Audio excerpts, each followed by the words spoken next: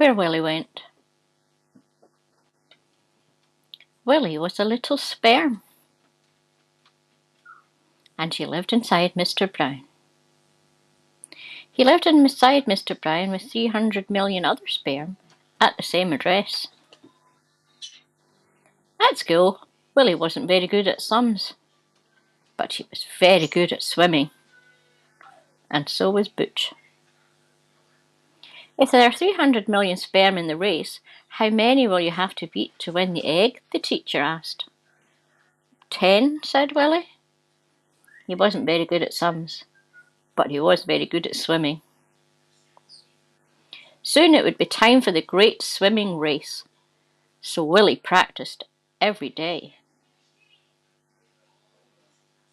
But so did the other 300 million sperm, and so did Butch. But there was only one prize. It was a beautiful egg, and it lived inside Mrs. Brown. At last the day of the great swimming race arrived, and the teacher gave them all a pair of goggles, a number, and 2 maps. The first map showed inside Mr. Brown. The second showed inside Mrs. Brown. That very night, Mr. and Mrs. Brown joined together, and the teacher cried, "Go!" and the great swimming race began. Willy swam with all his strength, and so did Butch. Willy swam as his life depended on it. Butch was catching up. How much further did Willy have to go? He didn't know. He wasn't very good at sums. But he was the best at swimming. Hooray! The egg was lovely and soft, and Willy burrowed all the way in until he disappeared. And then something strange happened. Something wonderful. Something magical.